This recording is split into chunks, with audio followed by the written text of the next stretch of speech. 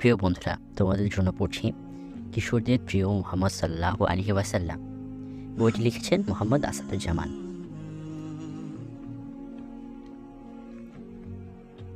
বইটি প্রকাশিত হয়েছে বা প্রকাশক দ্বারা মোহাম্মদ সালাউদ্দিন চৌধুরী, পরিচালক প্রকাশনা Renaissance Cooperative Publication, NMC House, Khaja Road, Chandragaon, Chittagong. বইটি প্রকাশিত হয়েছিল এপ্রিল 2000 সালে, মুহররম 1421। প্রচ্ছদ করেছেন বশির মেজবাহ। আর বইটি উৎসর্গ করা হয়েছে ইসলামী রেনেসাঁর অগ্রপথিক আল্লামা সাঈদ আবুল হাসান আলী নদভী রহমতুল্লাহ আলাইহি এবং লেখকের মরহুম দাদি ও মির্জা স্যার ইসালে সাওয়াবের উদ্দেশ্যে। বইটিতে রয়েছে 5টি অধ্যায়।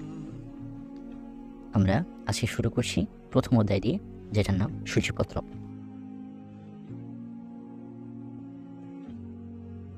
বিসমিল্লাহির রহমানির রহিম। কিশোরদের প্রিয় মুহাম্মদ সাল্লাল্লাহু আলাইহি ওয়াসাল্লাম। সূচনা। কিশোর বন্ধুরা, নিশ্চয়ই তোমরা অনেক মনীষীর জীবন কাহিনী শুনেছ, পড়েছ, কিন্তু আমাদের পেয়ারা নবী হযরত মুহাম্মদ সাল্লাল্লাহু আলাইহি ওয়াসাল্লামের কোনো জীবন কাহিনী কি তোমরা পড়েছ? এর উত্তরে তোমরা অনেকে হয়তো বলবে না। অথচ আমাদের সবচেয়ে বেশি পড়ার প্রয়োজন ছিল তার জীবনী, সবচেয়ে বেশি জানা দরকার ছিল তাকে। যাক, ওসব কথা বাড়িয়ে লাভ নেই। এবার তাহলে সামনে চলি। কি বলো তোমরা? আমরা এখানে শুরু করব তার জন্ম ও বংশ পরিচয় থেকে, আর শেষ করব তার ওফাত থেকে। কেমন? জন্ম। আমাদের প্রিয় নবীর জন্ম তারিখ নিয়ে কিছুটা মতবিরোধ আছে, কারণ সেখানে মানুষের ঘরে ঘরে ক্যালেন্ডার ছিল না, আর সন তারিখেও গণনার পদ্ধতি ছিল বিভিন্ন ধরনের। সেই কারণে হিসেব নিকেশ কিছুটা গরমিল হয়েছে। তবে যারা গণিতবিদ্যায় খুব পারদর্শী, তারা অনেক কষ্ট সাধনার পর 2টি তারিখ ঘোষণা করেছেন। একদল বলেছেন 9 রবিউল আউয়াল মোতাবেক 20 এপ্রিল 570 খ্রিস্টাব্দে, সোমবার খুব ভোরে হযরত আমিনার গর্ভ থেকে আমাদের প্রিয় নবীজি সমগ্র জাহান আলোকিত করে এই পৃথিবীতে আগমন করেন। অন্যরা বলেছেন সেই দিনটি ছিল 12 রবিউল আউয়াল, সোমবার, এবং এটাই বর্তমানে প্রসিদ্ধ অভিমত। বংশ পরিচয়।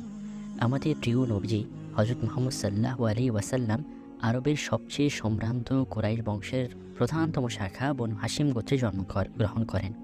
তার বংশ সম্পর্কে তোমাদের ধারণা আছে কি?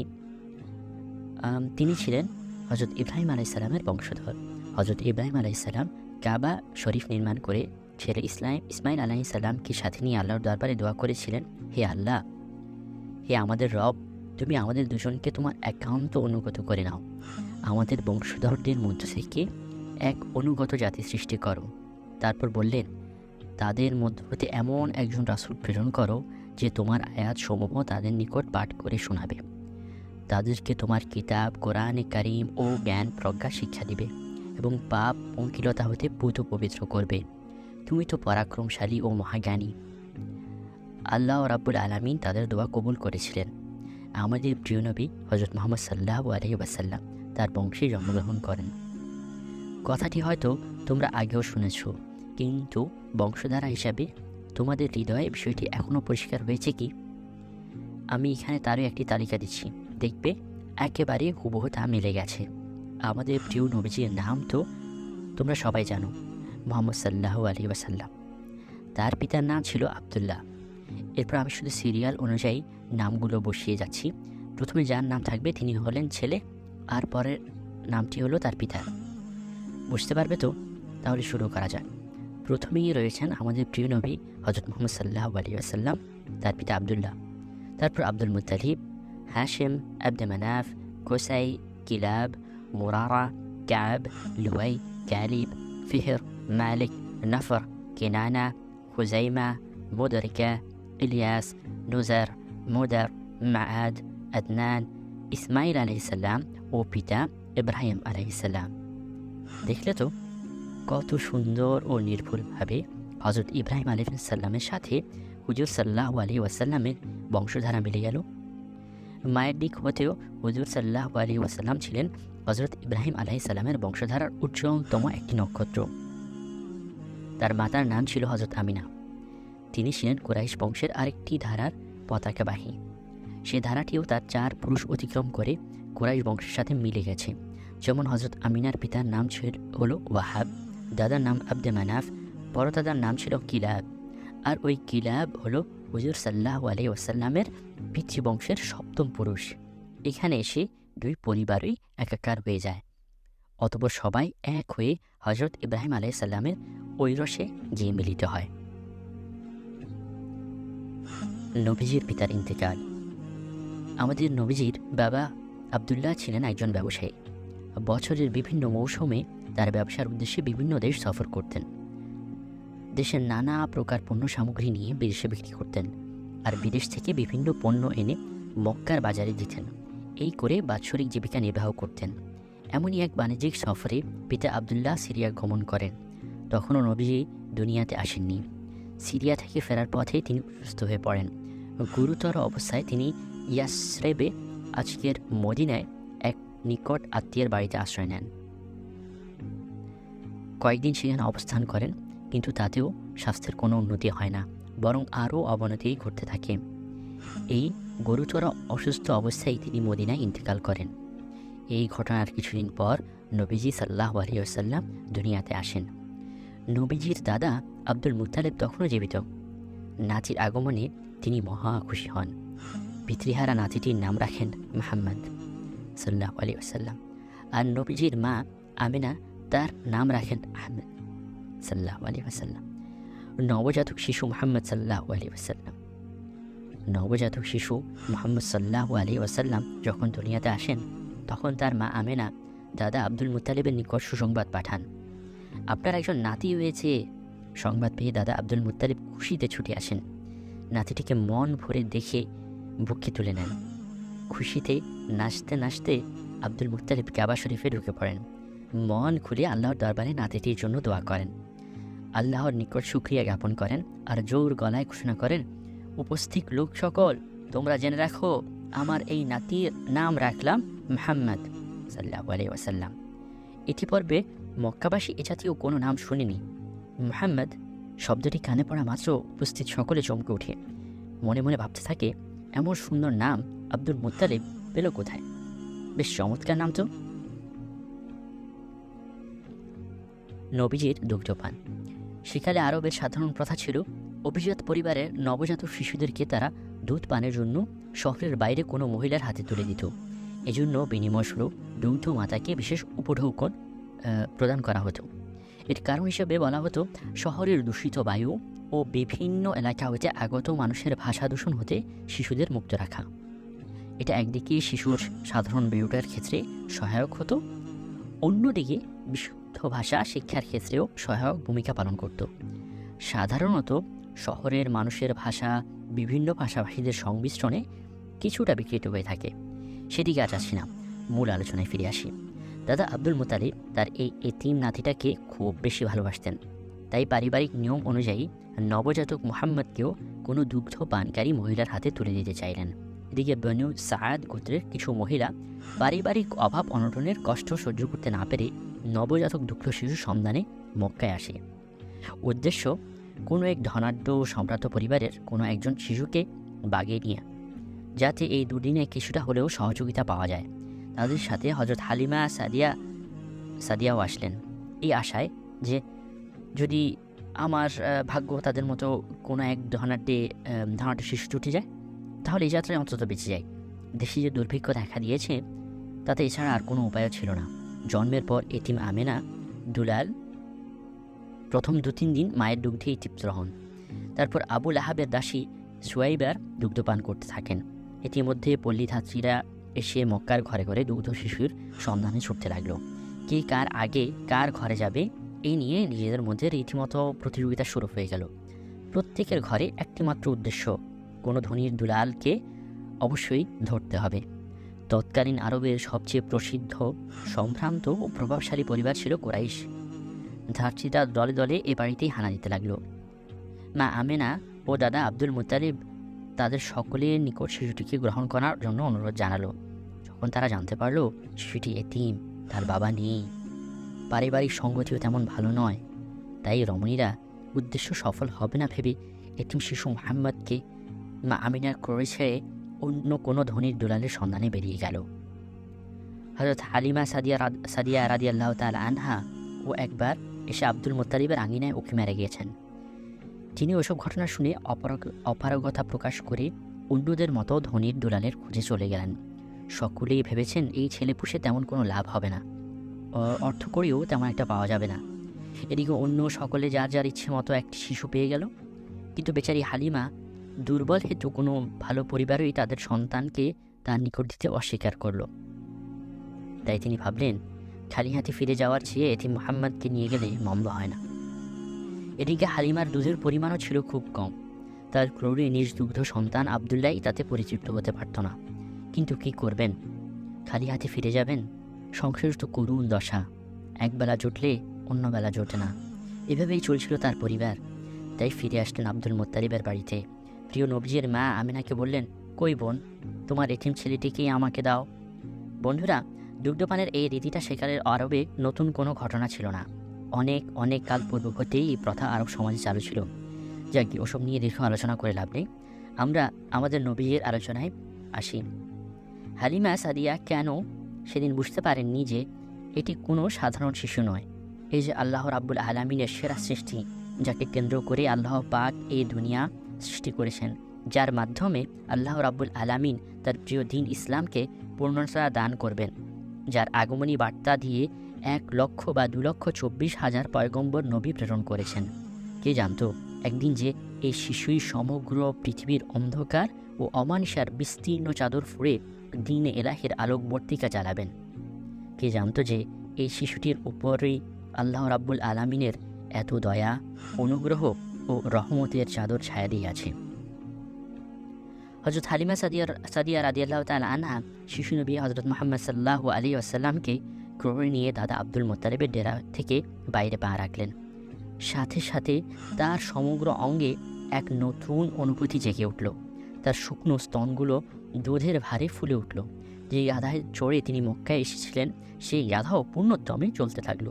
বন্ধুরা, অথচ এই গাধাটি অনাহারে অর্ধহারে এতই দুর্বল ছিল যে মক্কায় আসার সময় দুর্বলতার কারণে খুঁড়িয়ে খুঁড়িয়ে পথ চলছিল। বারবার সফর সঙ্গীরা বিরক্তি প্রকাশ করেছে। হালিমার জন্য চলার পথে প্রায়ই তাদের যাত্রা বিরতি দিয়ে অপেক্ষা করতে হয়েছে।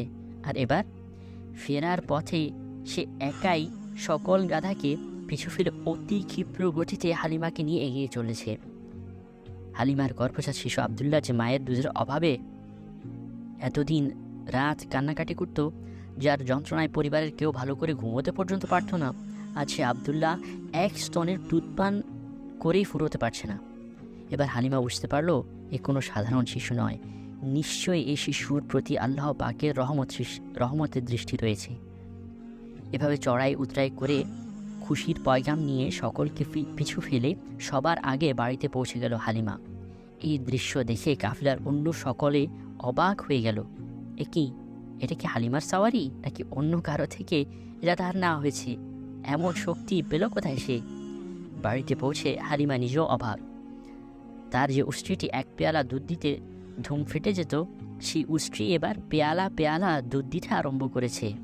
সারা গাঁও ঘুরে যে পশুটি এক গ্রাস ঘাস জুটাতে পারত না, সকাল হতে সন্ধে পর্যন্ত উপোস করে রাতে বাড়ির আঙিনায় গা এলিয়ে দিয়ে মায়াবী চোখে তাদের দিকে তাকিয়ে থাকত, সেই পশুটি দু পেট ফুলে পুরে বিকেলে খেয়ে চটান এসে জাবর কাটছে। হালিমা খুব করে বুঝতে পারল এই সবই এই শিশুর বরকতে। নিশ্চয়ই সে কোনো সাধারণ শিশু নয়। তার প্রতি বিশেষ যত্ন নেওয়া আমাদের সকলের কর্তব্য। দুগ্ধমাতা হালিমা রাদিয়াল্লাহু তাআলা আনহা বলেন, আমার এই কুরাইশি শিশুটির বিশেষ কিছু বৈশিষ্ট্য ছিল। সে কোনো দিন আমার দুটি স্তন একই সাথে পান করেনি। সব সময় সে আমার ডান পাশের স্তনটি শুধু পান করত, বাম পাশের স্তনটি তার অপর দুগ্ধ ভাই আবদুল্লাহর জন্য রেখে দিত।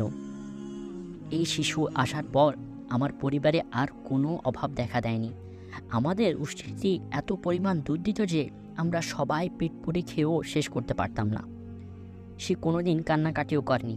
তাছাড়া আমাদের পরিবারের সকলের খাদ্যের অভাবে ভেঙে পড়া দুর্বল শরীর নতুনভাবে ফিরে পেয়েছিলাম। কঙ্কালসার উষ্ট্রিটিও নতুনভাবে পুষ্ট হয়েছিল। এসব কিছু আশেপাশের সকলকে অবাক বিছিয়ে দেখত।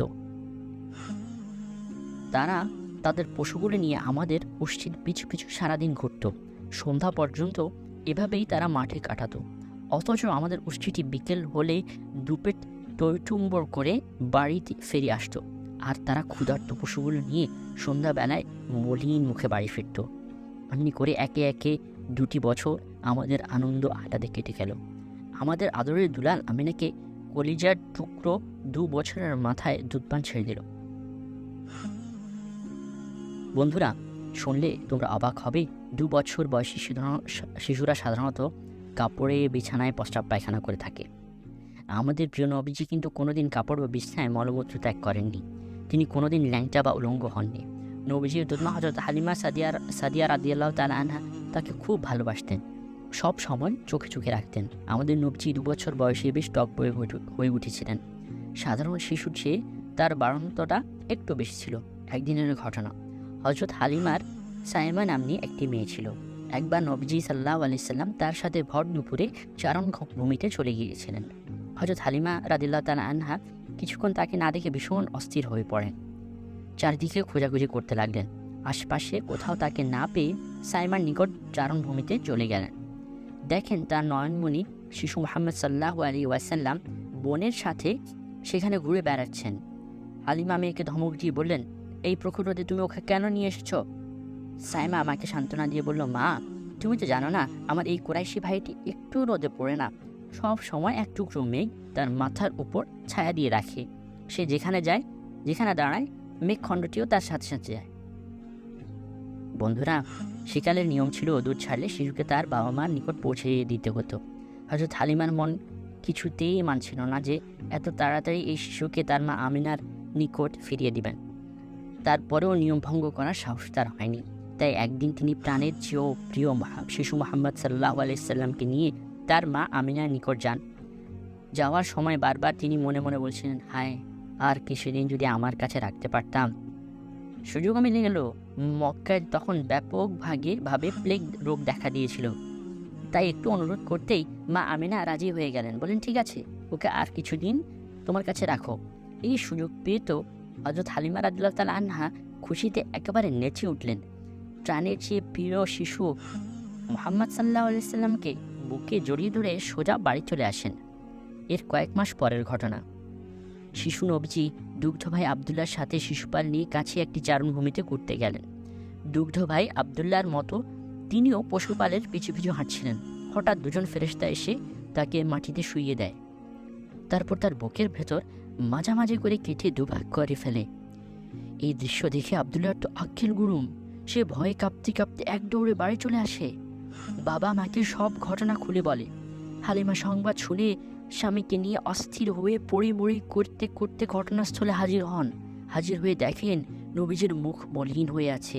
তিনি কোনো কথা না বাড়িয়ে একটানে নবীজিকে বুকে তুলে নেন আর আদর করে জিজ্ঞেস করেন, বাবা, তোমার কি হয়েছে বলো তো? নবীজি সব ঘটনা খুলে বলেন। হালিমার স্বামী হযরত হারিস রাদিয়াল্লাহু তাআলা আনহু অবাক হয়ে উঠলেন। এ কি আশ্চর্য ছেলে! তার প্রত্যেকটি ঘটনায় অবাক করার মতো। কিছুই বুঝে উঠতে পারছি না। তার ধারণা জন্মে নিশ্চয়ই ছেলেটির উপর জিনের আছর পড়েছে। কোনো অঘটন ঘটার আগে তাকে ভালোয় তার মায়ের কাছে ফিরিয়ে দিয়ে এসো। হালিমাও ভাবলেন, এটাই ভালো হবে, অযথা নিজের ঘাড়ে বিপদ এনে লাভ। তাই তিনি নবীজিকে নিয়ে মা আমিনার বাড়িতে গেলেন। মা আমিনা তাকে দেখে অবাক হয়ে বললেন, তুমি না তাকে তোমার কাছে রাখতে চাইলেই, তবে এত তাড়াহুড়ি করে কেন আমার কাছে নিয়ে আসলে? হালিমা প্রথমে ঘটনাটি চেপে গেলেন। বলেন, না, তেমন কিছু না। ছেলে এখন বেশ বড় হয়েছে, বুদ্ধিশুদ্ধিও হয়েছে। আমিও আমার দায়িত্ব যথাসাধ্য পালন করার চেষ্টা করেছি। এবার তোমার ছেলে তোমার কাছেই রাখো। খোদা না করুক কিছু যদি হয়ে যায়, তখন সব দায়িত্ব আমার ঘাড়ে এসে পড়বে। মা আমিনা বললেন, ঘটনা কি, তুমি সত্যি করে বলো তো? তখন অনেক পীড়াপিড়ির পর হালিমা সব ঘটনা খুলে বললেন। সব কিছু শুনে মা আমিনা বললেন, আমার ছেলের উপর জিনের আছর পড়তে পারে বলে তুমি বিশ্বাস করলে? হালিমা বললেন, হ্যাঁ, আমার তো তাই মনে হয়। মা আমিনা বললেন, না, তা কখন হতে পারে না, আমার ছেলের মর্যাদাই আলাদা। তারপর তিনি নবীজি গর্ভে থাকাকালীন ও ভূমিষ্ঠ হওয়ার সময়কার কিছু অলৌকিক ঘটনা তাকে শোনান। তিনি বলেন, শিশু মুহাম্মদ যখন গর্ভে আসে, তখন এক অপরিচিত লোক এসে একদিন আমাকে বলল, তুমি যাকে গর্ভে ধারণ করেছ তিনি মানব জাতির শ্রেষ্ঠ পুরুষ। এই শিশু যেদিন ভূমিষ্ঠ হবে তখন তুমি বলবে, সকল প্রকার অনিষ্ট থেকে এই শিশুকে রক্ষা করার জন্য আমি অদ্বিতীয় প্রভুর আশ্রয়ে তাকে ছেড়ে দিলাম, আর তার নাম রাখবে আহমদ বা মুহাম্মদ। আমার ছেলে গর্ভে থাকাকালীন আমি একটি আশ্চর্য স্বপ্ন দেখলাম আমার ভিতর থেকে একটি উজ্জ্বল আলো বেরিয়ে ছড়িয়ে পড়ল। সে আলোতে আমি সিরিয়ার রাজধানী নগরীর রাজপ্রাসাদগুলো স্পষ্ট দেখতে পেয়েছিলাম। আমার সন্তান যে রাতে দুনিয়াতে আসে, সে রাতে আমার ঘরে কোনো আলো ছিল না, কিন্তু কি এক অদৃশ্য আলো এসে আমার পুরো ঘর একেবারে দিনের মতো আলোকিত করে দিয়ে গেল। এমন অনেক ঘটনাই আছে, তোমাকে আর কতটা বলবো। ঠিক আছে, নিয়ে যখন এসেছো রেখে যাও। আমার সন্তান, আমার কলিজার টুকরা আমার বুকে ফিরিয়ে দাও। এ বলে তিনি নবীজিকে বুকে জড়িয়ে ধরেন। আমাদের নবীজি তার দুগ্ধমাতা হালিমা রাদিয়াল্লাহু তাআলা আনহার কথা কোনো দিন ভুলেননি। তিনি সব সময় গৌরব করে বলতেন, আমি তোমাদের মধ্যে সবচেয়ে বিশুদ্ধভাষী, আমি কুরাইশ ও বনি সাদ গোত্রের দুগ্ধপোষ্য শিশু। হযরত হালিমা রাদিয়াল্লাহু তাআলা আনহার দুগ্ধ পান করে দু জাহানের সর্দার, সর্বশেষ ও সর্বশ্রেষ্ঠ নবী যে বড় হয়েছিলেন, একথা তিনি সারা জীবন মনে রেখেছেন। দুগ্ধ মাতার প্রতি নবীজির যে কী মমতা ছিল, একটি ঘটনা থেকে তা তোমরা বুঝতে পারবে। একবার হযরত হালিমা সাদিয়া রাদিয়াল্লাহু তাআলা আনহা নবীজির সাথে সাক্ষাৎ করতে আসেন। নবীজি তাকে মা মা বলে আকুলভাবে ডেকে নিজের গায়ের চাদর বিছিয়ে তাতে বসতে দেন। বন্ধুরা, তোমাদের জানার জন্য আরেকটি কথা বলছি। হযরত হালিমার স্বামী হারেস কন্যা সাইমা, আনিসা ও পুত্র আব্দুল্লাহ, তারা সকলে কিন্তু নবীজির হাতে ইসলাম গ্রহণ করেছিলেন। প্রিয় বন্ধুরা, এবার ভেবে দেখো, আমরা যার উম্মত, যিনি আমাদের প্রাণের চেয়ে প্রিয় নবী, তিনি তার দুগ্ধ মাতার সাথে কিরূপ সুন্দর আচরণ করেছেন। আমরা কি আমাদের জন্মদাতা মাতা পিতার সাথে এরূপ আচরণ করি? তাদের সেবা যত্নে এভাবে ব্যাকুল হই? তোমাদের সকলের প্রতি আমার একটি অনুরোধ রইল, সদা সর্বদা বাবা মার সাথে ভালো আচরণ করবে, তাদের সেবা যত্ন করবে। ইসলাম সম্মত তাদের কোনো কথায় যেন অবহেলা না করা হয়। যদি কখনো অজ্ঞাতসারে ইসলাম বিরোধী কোনো কথা তারা বলেও ফেলেন, তখন তুমি অতি সুন্দরভাবে কোমল ভাষায় তাদেরকে বুঝিয়ে বলবে, মা বাবা, আপনি যা বলেছেন সে মতে কাজ করলে তো আল্লাহ নারাজ হবেন, আমার ও আপনাদের সকলের গুনাহ হবে। কিয়ামতের দিন আমাকে জাহান্নামের কঠিন শাস্তি ভোগ করতে হবে। বন্ধুরা, এই কথাটি মনে থাকবে তো? দেখো, কখনো ভুল করো না যেন। এখানে ইতি টানা যাক, কেমন? এবার অন্য প্রসঙ্গ, হেলফুল ফজল। বন্ধুরা, হেলফুল ফজল সম্পর্কে আলোচনার আগে ছোট্ট একটি ভূমিকা টানলে কেমন হয়? না, কোনো লম্বা কথা বলবো না, শুধু একটা ছোট্ট ঘটনা উল্লেখ করেই আমরা আমাদের মূল আলোচনায় ফিরে যাব। হেলফুল ফজল সম্পর্কে আমাদের সমাজে একটি ভুল কাহিনী চালু আছে। ঘটনাটি হলো, অনেকেই বলে থাকে নবীজি নাকি যুবক বয়সের তরুণদের নিয়ে সমাজ কল্যাণমূলক একটি সংগঠন করেছিলেন, যার নাম হেলফুল ফজল। তোমাদের বয়সে আমিও অনেক বড় বড় মানুষের নিকট এমনটা শুনেছি। এখনও অনেক জ্ঞানী গুণী মানুষেরা এমনটাই ধারণা করে থাকেন। এমনই একটা ঘটনা শুনলাম আমার একজন প্রিয় শিক্ষক বিদগ্ধ আলেম মাওলানা মুহাম্মদ ফুরকানুল্লাহ সাহেবের নিকট। শুনে তো আমিও একেবারে অবাক। তার দেশের কিছু লোক নাকি একটি স্মরণিকার জন্য তার নিকট একটি লেখা চেয়ে পাঠায়।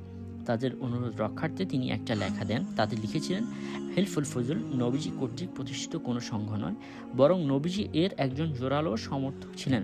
তার পিছনে যথার্থ যুক্তি প্রমাণও তুলে ধরেন। অজ্ঞতাবশত তার লেখাটি না ছেপে ফেরিয়ে পাঠিয়ে দেন। আসলে কিন্তু লেখকের বক্তব্যই সঠিক ছিল। এতক্ষণে তোমরা হয়তো আমার উপর ক্ষেপে উঠছো, এ কি বলছেন আপনি? আমরাও তো এমনটি জানি। তাহলে মূল ঘটনাটা কি, একটু খতিয়ে দেখা যাক। যুদ্ধ বিগ্রহে আরব সমাজ যে ক্ষত বিক্ষত ছিল সে কথা তো আগেই বলেছি। আরবের অনেক পরিবার যুদ্ধ বিগ্রহের ফলে প্রায় নিশ্চিহ্ন হতে চলেছিল। হত্যা, লুটতরাজ এসব তাদের কাছে মামুলি ব্যাপার বলে মনে হতো। আজকাল যেমন অতি তুচ্ছ ঘটনাকে কেন্দ্র করে মানুষকে হত্যা করে ফেলে, জাহিল যুগে অর্থাৎ ইসলামের পূর্ব যুগে এমন সাধারণ ঘটনাকে কেন্দ্র করে মানুষকে হত্যা করে ফেলত। ন্যায় অন্যায়ের বাজ বিচার ছিল না। সুযোগ পেলেই একজন আরেকজনকে হত্যা করে বসত। অনেকে তো নিজের বীরত্ব দেখানোর জন্য গায়ে পড়ে ঝগড়া বাঁধিয়ে দিত, যুদ্ধ করত। তখন মানুষের জান, মাল, ইজ্জত, আবরুহ কোনো কিছুরই নিরাপত্তা ছিল না। সে যাগ্যে সে যে যাকে পারত লুটেপুটে খেত। দেশি বিদেশি কোনো বাছবিচার ছিল না, যে যাকে পারত তাকেই লুটে নিত। ভাবটা ছিল এমন যেন জোর যার মুল্লুক তার। সবাইকে এমন ছিল না, কিছু লোক তো অবশ্যই ভালো ছিল। এই যারা ভালো ছিল তাদের কতিপয় লোকের উদ্যোগেই এই হিলফুল ফুজুল সংগঠিত হয়। এর পিছনে একটি কাহিনী আছে। ফিজারের যুদ্ধ সন্ধির মাধ্যমে শেষ হলেও এর ভয়াবহ ধ্বংসযজ্ঞের কথা সচেতন আরব সমাজ কখনো ভুলতে পারেনি। এরই মধ্যে আরেকটি ঘটনা ঘটে যায়। জাবিদ নামক এলাকার একজন লোক মক্কায় কিছু বাণিজ্যিক পণ্য নিয়ে আসে। কুরাইশের একজন বড় নেতা আস ইবনে ওয়াইল সেগুলো খরিদ করে নেয়, কিন্তু তার মূল্য দিতে সে অস্বীকৃতি জানায়। বেচারা গ্রামের মানুষ কোনো উপায়ান্তর না দেখে কুরাইশদের অন্যান্য নেতাদের কাছে গিয়ে অভিযোগ করে এবং সাহায্য সহযোগিতা চায়, কিন্তু আসের প্রভাব প্রতিপত্তির কথা চিন্তা করে কেউ এগিয়ে আসতে সাহস করেনি। লোকটি মক্কায় অন্যান্য গোত্রের লোকদেরকে বিষয়টি জানায়। শেষতক নবীজির চাচা জুবাইর ইবনে আব্দুল মুত্তালিব বিষয়টি বিবেচনায় আনেন এবং সমাধানের উদ্যোগ নেন। তিনি বনু হাশেম, বনু জোহরা, বনু তামিম প্রমুখ গোত্রের লোকজনকে মক্কার বিশিষ্ট ব্যক্তিত্ব আবদুল্লাহ ইবনে জাদানের বাড়িতে সমবেত হতে বলেন। আবদুল্লাহ ইবনে জাদানও তাদের সকলের জন্য একটি ভোজ সভার আয়োজন করেন। সেখানে দেশের নৈরাজ্যকর পরিস্থিতি সম্পর্কে বিস্তারিত আলোচনা হয়। এই পরিস্থিতি থেকে পরিত্রাণের জন্য সকলে মিলে একটি সিদ্ধান্ত উপনীত হয় যে আমরা সকলে অত্যাচারিত, নিপীড়িত ও মজলুম মানুষের পক্ষে একযোগে কাজ করব। মজলুম দেশি হোক বা বিদেশি হোক, তাদের সাহায্য করব। এখন থেকে আর কোনো অত্যাচারীকেই ছাড়া হবে না। এই কথার উপরে সকলে মিলে একটি চুক্তিপত্রে স্বাক্ষর করেন। এই চুক্তি সম্পাদনের সময় নবীজিও আবদুল্লাহ ইবনে জাদানের বাড়িতে উপস্থিত ছিলেন। বন্ধুরা, আমার এই বক্তব্যটি হয়তো তোমাদের এখনও পুরোপুরি বিশ্বাস হচ্ছে না, তাই না? ঠিক আছে, আমি যদি আমাদের বক্তব্যের পক্ষে নবীজির কোনো হাদিস উল্লেখ করতে পারি, তবে কি বিশ্বাস করবে? তাহলে নবীজির এই বাণী শুনো। নবীজি সাল্লাল্লাহু আলাইহি ওয়াসাল্লাম ইরশাদ করেন, এই চুক্তি সম্পাদনের সময় আমি ও আবদুল্লাহ ইবনে জাদানের ঘরে উপস্থিত ছিলাম। এই চুক্তির বিপক্ষে আমাকে যদি অনেক অনেক আরবীয় লাল উটো উপহার দেওয়া হতো, আমি তা গ্রহণ করতাম না। আর এখন ইসলামের যুগেও যদি কেউ অনুরূপ মৈত্র চুক্তির জন্য আমাকে আহ্বান জানায়, তাতেও আমি সাগ্রহে অংশগ্রহণ করব। হ্যাঁ, এবার যাবে কোথায়? দেখলে তো, নবীজি নিজেই বলেছেন এই চুক্তিটি সম্পাদনের সময় আমি সেখানে উপস্থিত ছিলাম। এর দ্বারা কি কথা প্রমাণিত হয়নি যে এটা নবীজি কর্তৃক প্রতিষ্ঠিত নয়? তবে এই উদ্যোগটি সেকালের জন্য একটি ঐতিহাসিক ঘটনা, এতে কোনো সন্দেহ নেই। এবার হিলফুল ফুজুল নামকরণ সম্পর্কে কিছু বলা যাক। হিলফুল ফুজুল নামে যে চুক্তিটি হলো, এটা আসলে পুরাতন একটি চুক্তির নবায়ন ছিল মাত্র। এই ঘটনার অনেক আগে আরব সমাজে শান্তি শৃঙ্খলা প্রতিষ্ঠার জন্য বনু জরহাম ও বনু কাতুর গোত্রের 3 জন বা 6 জন ব্যক্তি এই জাতীয় একটি উদ্যোগ গ্রহণ করেছিলেন। তাদের প্রত্যেকের নামের প্রথম অংশটি ফজল ও ফুজাইল ছিল। আরবি ভাষায় যার বহু বচন হলো ফুজল। কিন্তু তাদের সে উদ্যোগ সফল হয়নি। পরবর্তীতে আবার যখন একই বিষয় নিয়ে নেতারা ভাবতে লাগলেন এবং সিদ্ধান্ত গ্রহণ করলেন, তখন পূর্ববর্তীদের শুভবুদ্ধির প্রতি সম্মান দেখাবার জন্য চুক্তির সাথে প্রথম উদ্যোক্তাদের নামের সঙ্গে জুড়ে দিলেন। যেমন আজকালও অনেক সময় হতে দেখা যায়। এই বিষয়ে আরও অনেক কিছু বলার ছিল, কিন্তু তোমাদের জন্য সেগুলো একটু কঠিন হয়ে যাবে বলে এখন সেই বিষয়ের অবতারণা করলাম না। তবে হ্যাঁ, বইয়ের শেষে আমি কয়েকটি গ্রন্থের নাম বলবো, যদি সম্ভব হয় তবে সে ব্যাপারে ওই বইগুলোতে আরও তথ্য পাবে। কিশোর বন্ধুরা, আলোচনাটা একটু দীর্ঘ হয়ে গেল, রাগ করনি তো? এতটুকু না বললে তো ভুলটা শোধরানো যেত না। দেখছো না, যারা এই সত্যটা জানেন না, তারা বিভিন্ন সভা সেমিনারে এই ভুল কথাটি অতি গর্বের সাথে আওড়াচ্ছেন। অনেকে তো নবীজির প্রতি ভালোবাসা দেখাতে গিয়ে বিভিন্ন সামাজিক সাংস্কৃতিক প্রতিষ্ঠান বা ক্লাবের নাম রেখেছেন হিলফুল ফুজুল, অথচ রাসূলুল্লাহ সাল্লাল্লাহু আলাইহি ওয়াসাল্লাম বলে গেছেন, কোনো ব্যক্তি যদি ইচ্ছা করে আমার নামে মিথ্যা আরোপ করে এবং আমি যা করিনি এমন কথা বা কাজ আমার নামে চালিয়ে দেয়, তাদের ঠিকানা হবে জাহান্নাম। হিলফুল ফুজুল নবীজি কর্তৃক প্রতিষ্ঠিত নয়, নবীজি এটার সমর্থক ছিলেন মাত্র। এটাও কিন্তু বয়সের হিসেবে অনেক বড় ব্যাপার। এমন একটি মহতি উদ্যোগে কজন শরিক হতে পারে? আমরা যদি বলি এটা নবীজি কর্তৃক প্রতিষ্ঠিত, তাহলে বিষয়টা এই দাঁড়ায় যে নবীজি নিজে সরাসরি যে কাজটি করেননি, এমন একটা কাজ মিশে আমরা তার নামে চালিয়ে দিচ্ছি, তাই না? এমন পাপ কি মুসলমান হিসেবে জেনে শুনে আমরা কখনো করতে পারি? উত্তর তো সোজা না। প্রিয় বন্ধুরা, এখন থেকে সতর্ক থাকবে। নবীজির সম্পর্কে কোনো কথা বলতে হলে, নবীজির নামে কোনো কাজ করতে হলে আগে ভালো করে জানবে, ভালো লেখকদের বই পড়বে, তারপর বলবে। মনে থাকবে তো? হযরত খাদিজা রাদিয়াল্লাহু তাআলা আনহার সাথে নবীজি সাল্লাল্লাহু আলাইহি ওয়াসাল্লামের বিবাহ। বন্ধুরা, নবীজির বয়স তখন 25-এর মতো, দেখতে দারুণ মানানসই সুঠাম এক যুবক। চারিদিকে মানুষ তার ন্যায়, নিষ্ঠা, সততা, নম্রতা ও ভদ্র আচরণ দেখে একেবারে বিমোহিত। প্রত্যেকেই মনে মনে আশা করতো, হায় আমি যদি ক্ষণিকের জন্য হলো তার একটু সহসাহায্য পেতাম। ব্যবসায়ীরা ভাবছিল, হায় আমার পুঁজিটা যদি এমন যুবকের হাতে তুলে দিতে পারতাম তাহলে কোনো চিন্তাই থাকতো না, একেবারে শুয়ে বসে সময়টুকু কাটিয়ে দিতে পারতাম। এমনই ধন্য ধন্য রব উঠেছিল মক্কাবাসীর মাঝে। এই সব কিছুই ছিল মানুষের মনের ব্যাকুল আকুতি মিনতি। কিন্তু ধনীর দুলালী ধনাঢ্য খাদিজা রাদিয়াল্লাহু তাআলা আনহা ব্যক্ত করেন এক ভিন্নতর আকাঙ্ক্ষা। তিনি নবীজিকে নিজের একান্ত জীবনসঙ্গী হিসেবে পেতে চাইলেন। বন্ধুরা, তোমরা সবাই ভালো করেই জানো যে কোনো জিনিস চাইলেই পাওয়া যায় না। হযরত খাদিজা রাদিয়াল্লাহু তাআলা আনহার বয়স তখন 40-এর কোঠায়। অঢেল অর্থ সম্পদ আর ব্যবসা প্রতিষ্ঠানের মালিক তিনি। তাছাড়া ইতিপূর্বে তার দুবার বিয়েও হয়েছিল। স্বামী মারা যাওয়ায় তখন তিনি বৈধব্য জীবন কাটাচ্ছিলেন। তবে তিনিও ছিলেন অত্যন্ত সৎ চরিত্রা এবং পূত পবিত্র গুণের অধিকারিণী, এক বিদগ্ধা রমণী। আরব সমাজে তাহেরা বলে তার খ্যাতি ছিল। সব কিছুর পাশাপাশি তিনি একজন কোরাইশিও বটে।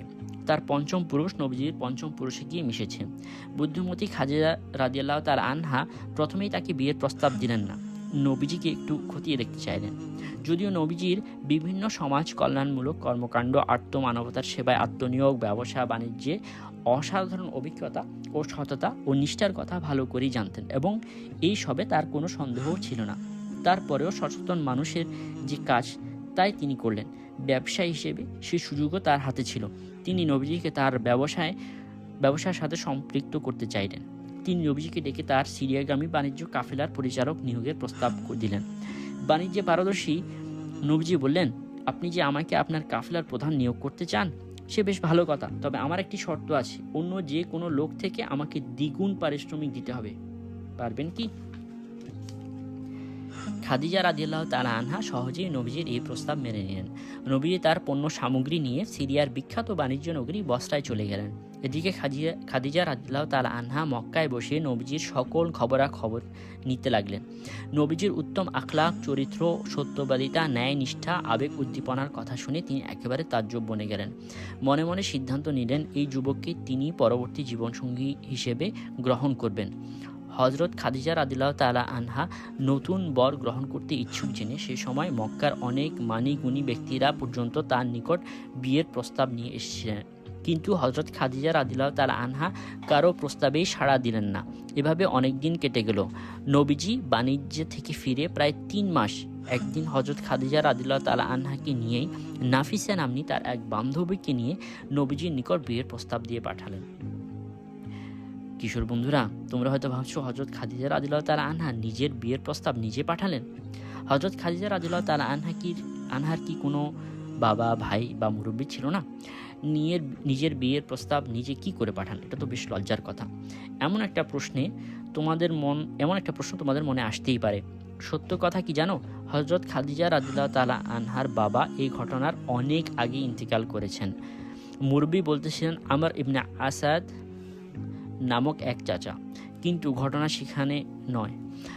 আগেকার যুগে আরব রমণীরা বড় হোক বা ছোট হোক নিজের বিয়ে নিজেই ঠিক করতে পারত, এতে দোষের কিছু ছিল না। তাছাড়া হযরত খাদিজা রাদিয়াল্লাহু তাআলা আনহা যে একজন বুদ্ধিমতী রমণী ছিলেন এর কথা কিন্তু আগেই বলে ফেলেছি। তাই তিনি বিয়ের সানাই বাজার আগে বিষয়টি একটু আঁচ করে নিতে চেয়েছিলেন। অবশ্য এর পিছনে একটি ভালো কারণও আছে। হযরত খাদিজা রাদিয়াল্লাহু তাআলা আনহার মনে একটু ভয় ছিল। তিনি হলেন 40 বছরের বয়স্কা এক বিধবা এক রমণী। ইতিপূর্বে দুটি বিয়ে হয়েছিল তার। আর নবীজি সাল্লাল্লাহু আলাইহি ওয়াসাল্লাম সবেমাত্র 25 বছর বয়সের এক উদীয়মান যুবক। যদি তিনি বিধবা প্রৌঢ়াকে বিয়ে করতে রাজি না হন তাছে আবার লজ্জা পেতে হবে। সুতরাং আনুষ্ঠানিকতার আগে বিষয়টি একবার জেনে নেওয়াই ভালো মনে করলেন। তিনি ভাবলেন নবীজি সাল্লাল্লাহু আলাইহি ওয়াসাল্লাম রাজি থাকলে পরে আনুষ্ঠানিক প্রস্তাব পাঠাবেন, না হয় এখানেই শেষ করে দেবেন। হযরত খাদিজা রাদিয়াল্লাহু তাআলা আনহার ভাগ্য খুবই ভালো ছিল। নবীজি তার প্রস্তাবে সায় দিলেন। বিষয়টি নিয়ে চাচাদের সাথেও আলাপ করলেন। নবীজির চাচারা এই শুভ সংবাদ শুনে হযরত খাদিজা রাদিয়াল্লাহু তাআলা আনহার চাচা আমর ইবনে আসাদের বাড়িতে গেলেন। আনুষ্ঠানিকভাবে নবীজির বিয়ের প্রস্তাব দিলেন। কথাবার্তা শুনে হযরত খাদিজা রাদিয়াল্লাহু তাআলা আনহার চাচাও রাজি হয়ে গেলেন। বিয়ের দিন ধার্য করা হলো। বিয়ের অনুষ্ঠানে নবীজির চাচা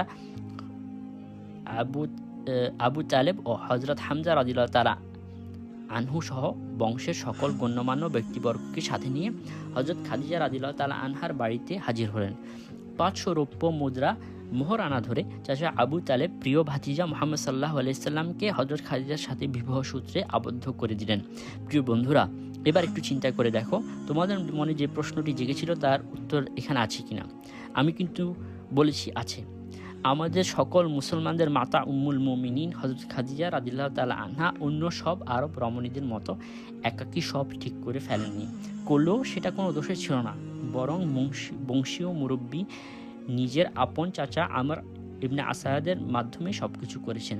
শুধুমাত্র তিনি নবীজির সম্মতিটা গোপনে কৌশলে বান্ধবী নাফিসার মাধ্যমে একটু জেনে নিয়েছিলেন। বন্ধুরা, শুনলে অবাক হবে, আমাদের নবীজি হযরত খাদিজা রাদিয়াল্লাহু তাআলা আনহাকে এত বেশি ভালোবাসতেন যে বয়সের বিশাল ব্যবধান হওয়া সত্ত্বেও তিনি তার জীবদ্দশায় আর কোনো স্ত্রী গ্রহণ করেননি। হযরত খাদিজা রাদিয়াল্লাহু তাআলা আনহা ও নবীজিকে অসাধারণ ভালোবাসতেন। নবীজির যে কয়জন সন্তান ছিল, শুধু একজন ইব্রাহিম ছাড়া সবাই হযরত খাদিজা রাদিয়াল্লাহু তাআলা আনহার গর্ভেই জন্মলাভ করেন। নবীজির মোট 3 জন পুত্র সন্তান ছিল। তন্মধ্যে দুজনে অর্থাৎ কাসেম ও আবদুল্লাহর জন্ম হয়েছিল খাদিজার রাদিয়াল্লাহু তাআলা আনহার গর্ভে। ছেলেরা অবশ্য সবাই শৈশবেই ইন্তিকাল করেন। আর কন্যা সন্তান ছিল মোট 4 জন, হযরত জায়নাব, হযরত রুকাইয়া, হযরত উম্মে কুলসুম ও হযরত ফাতিমা রাদিয়াল্লাহু তাআলা আনহা। তারা সবাই হযরত খাদিজা রাদিয়াল্লাহু তাআলা আনহার গর্ভে জন্মগ্রহণ করেছিলেন এবং বেঁচে ছিলেন। সে বিষয়ে পরে আলোচনা করব। এখানে শুধু এটুকু জেনে রাখো যে নবীজির আদুরে কন্যারা সকলে ইসলাম গ্রহণ করেছিলেন, মদিনায় হিজরতও করেছিলেন। হযরত ফাতেমা রাদিয়াল্লাহু তাআলা আনহার ছাড়া সবাই নবীজি বেঁচে থাকতেই ইহজগৎ ত্যাগ করেন। আর হযরত ফাতেমা রাদিয়াল্লাহু তাআলা আনহা নবীজির ইন্তেকালের 6 মাস পর এই দুনিয়া থেকে চির বিদায় নিয়ে চলে যান। কাবা শরীফ নির্মাণ ও নবীজি সাল্লাল্লাহু আলাইহি ওয়াসাল্লাম। নবীজির বয়স তখন 35 বছর। বিভিন্ন সময় বন্যা, অতিবৃষ্টি ও প্লাবনে কাবা শরীফের অবস্থা জীর্ণশীর্ণ হয়ে পড়েছিল। পাহাড় পর্বত ঘেরা মক্কায় একটি নিচু জায়গায় নির্মিত হয়েছিল কাবা শরীফ। সেকালে এটাই ছিল মানব বসতির স্থান। বিভিন্ন সময় বৃষ্টির কারণে যে পাহাড়ি ঢল নামতো তাতে কাবা শরীফ প্রায় প্লাবিত হতো। ঢলের পানি থেকে কাবা শরীফকে রক্ষা করার জন্য চারিদিকে একটা বাঁধ নির্মাণ করা হয়েছিল। মাঝে মাঝে প্রবল পানি প্রবাহে এই বাঁধ ভেঙে যেত। এভাবে মানুষ সম উঁচু কাবা শরীফের প্রাচীর অনেকটা ধ্বংসস্তূপে পরিণত হয়ে যায়। কুরাইশ নেতারা চিন্তা করলো এটাকে নতুন করে ভেঙে কিছুটা উঁচু করে নির্মাণ করা প্রয়োজন। এর আগে কাবা শরীফের ধরনটা ছিল 4 ধারে দেওয়াল, নিচে একটা বড় পাথর, উপরে একটা বড় পাথর যা ছাদের কাজ দিত। মানুষের মাথায় না ঠেকার মতো উচ্চতা। এখন যেহেতু এটা ভেঙে নতুন করে নির্মাণ করা হবে, সেহেতু কথা উঠলো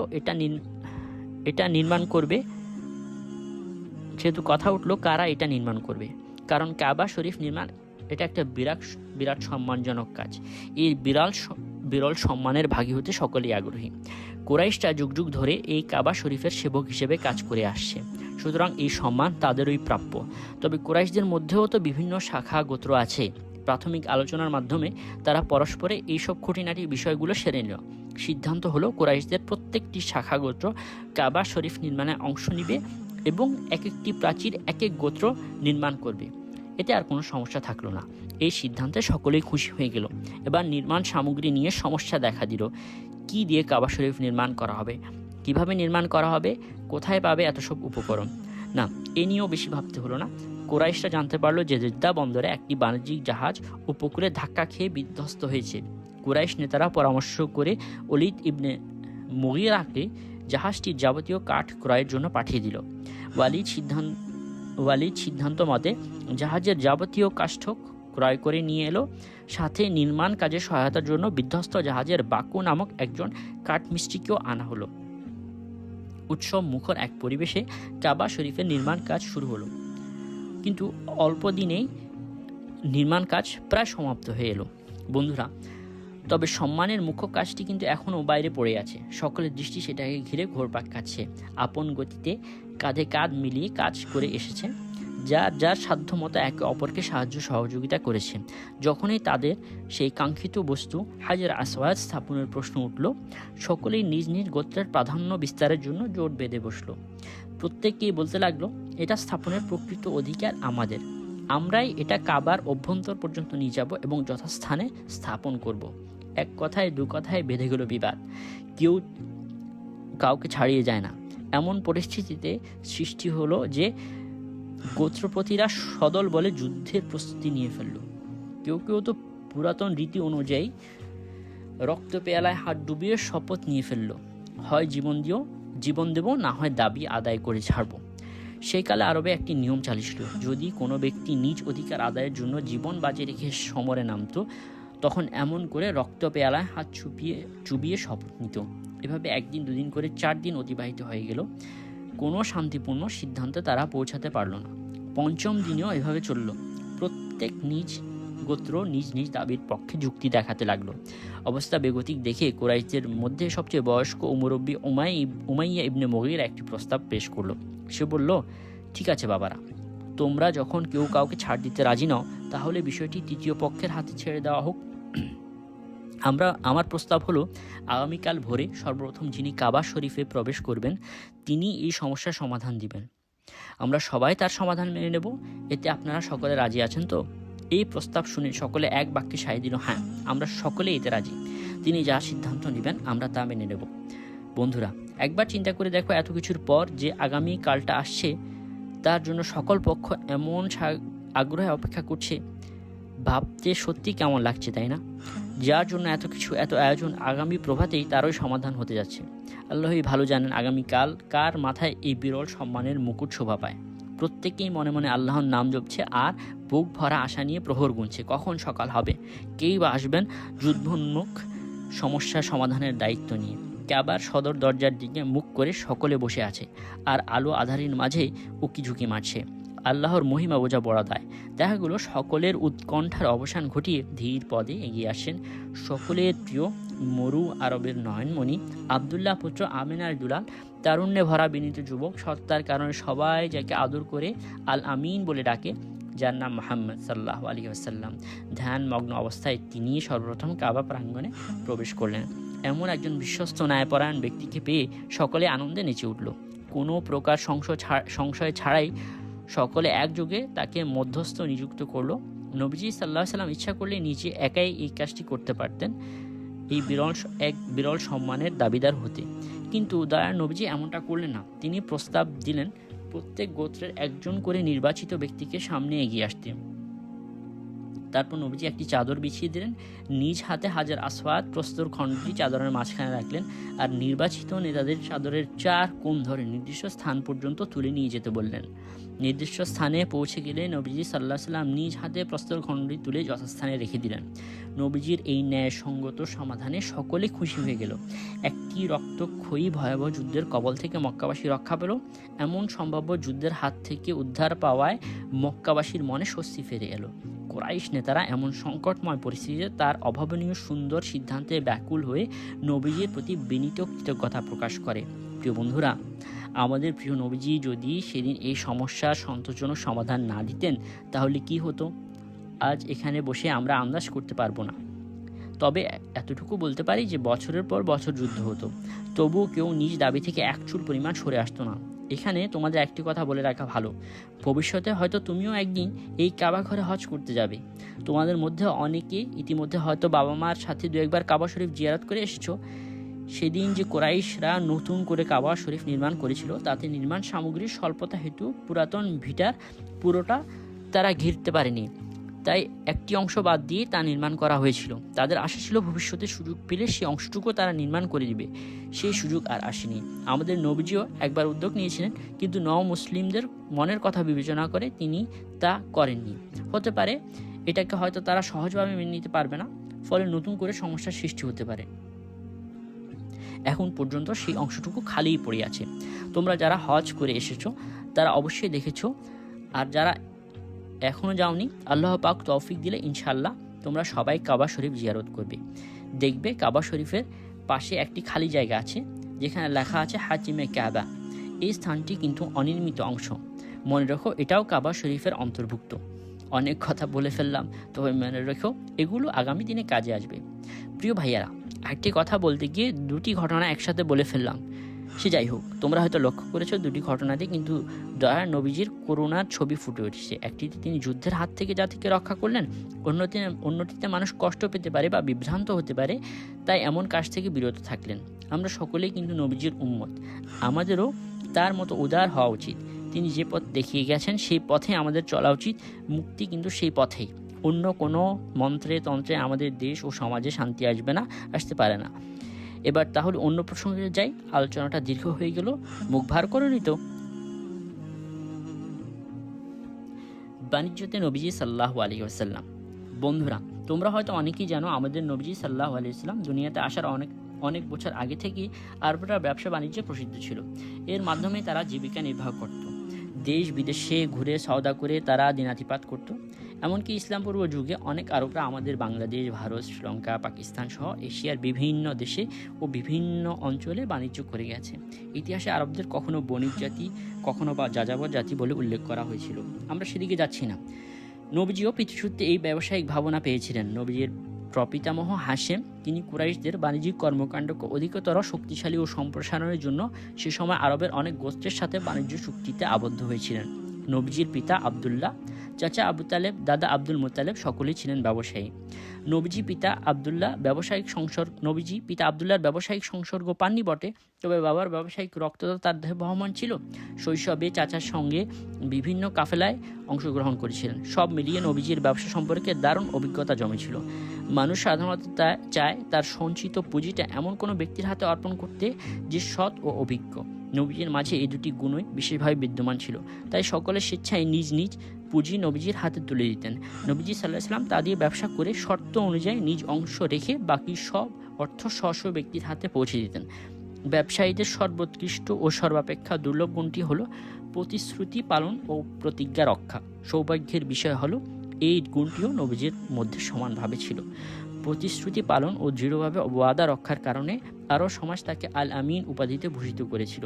জীবনে আমাদের প্রিয় নবীজি একটা মিথ্যা কথাও বলেননি, একটি ওয়াদাও ভঙ্গ করেননি। কিশোর বন্ধুরা, আমাদের প্রিয় নবীজির সব কথা শুনে তোমাদের কেমন লাগছে? নিশ্চয়ই ভালো, তাই না? তাহলে আরও একটি দুটি ঘটনা বললে কেমন হয়, বলবো নাকি? আমার তো মনে হয় তোমরা অমত করবে না। আব্দুল্লাহ ইবনে উবাই ইবনে হামজা নামক এক সাহাবী রাদিয়াল্লাহু তাআলা আনহু নবীজির নবুয়ত প্রাপ্তির পূর্বের একটি ঘটনা বলেছেন। তিনি বলেছেন, আমি নবীজির নিকট থেকে কিছু জিনিস কিনেছিলাম, কিছু টাকা নগদ দিয়েছিলাম আর কিছু বাকি ছিল। আমি নবীজিকে বললাম, আমি এখনই আসছি, আপনি একটু অপেক্ষা করুন। কিন্তু আমি বাড়ি গিয়ে কথাটা একেবারেই ভুলে গেলাম।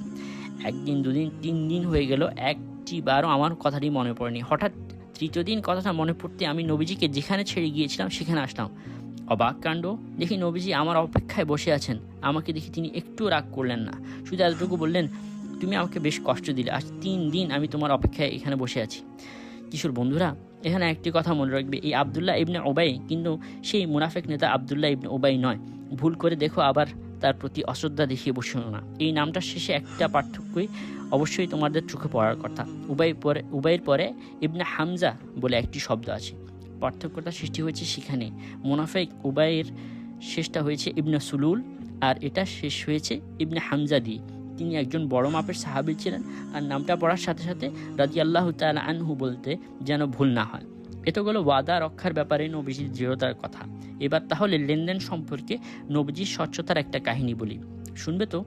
না আবার ভাইয়ার উপর রাগ করে বই পড়া ছেড়ে দিবে? আমাদের ভাইয়া কিন্তু তোমাদের প্রতি খুবই আস্থাশীল। তোমরা নাকি নবীজির কথা পড়ে রাত কাটিয়ে দিতে পারো, এমন একটা সংবাদ তোমাদের ভাইয়ার কাছে এসে পৌঁছেছে। এই ঘটনাটি বলে শেষ করে দিচ্ছি। সাহেব নামক এক ব্যক্তি নবীজির হাতে ইসলাম গ্রহণ করলেন। লোকটি এমনিতেই খুব ভালো ছিল, তাকে ইসলাম গ্রহণ করতে দেখে উপস্থিত লোকজন তার প্রশংসায় একেবারে পঞ্চমুখ হয়ে উঠল। নবীজি সাল্লাল্লাহু আলাইহি সাল্লাম সকলকে থামিয়ে দিয়ে বললেন, তোমরা একটু থামো, আমি তাকে তোমাদের চেয়ে ভালো চিনি জানি। একথা শুনে সাহেব একেবারে খুশিতে নেচে উঠল আর বলল, হুজুর, আপনার তরে আমার পিতামাতা কুরবান হোক। এটি একটি আরবি বাগধারার তর্জমা। সেই যুগে মানুষ কাউকে বেশি সম্মান করলে ও ভালোবাসলে এরূপ বাক্য দ্বারা তা প্রকাশ করত। সে জাগে। তিনি আরও বললেন, হুজুর সাল্লাল্লাহু আলাইহি সাল্লাম, আপনি নবুয়ত প্রাপ্তির পূর্বে আমার ব্যবসায়ী অংশীদার ছিলেন। লেনদেনের ব্যাপারে আপনি যে কত পরিষ্কার পরিচ্ছন্ন ছিলেন তা বলে শেষ করা যাবে না। আমি কখন আপনাকে লেনদেনের ব্যাপারে টালবাহানা করতে দেখিনি। প্রিয় বন্ধুরা, দেখলে তো আমাদের নবীজি কারো সাথে ওয়াদা করলে তা কিভাবে পালন করতেন, আর লেনদেনের ক্ষেত্রে নবীজির ব্যবসায়িক পার্টনার কি বলল তাও তো তোমরা শুনলে। এসব যেন বইতেই না থেকে যায়, নিজেদের জীবন পরিচালনার ক্ষেত্রে এর যেন বাস্তবায়ন হয়, তবেই তো আমরা নবীজির খাঁটি উম্মত হতে পারব।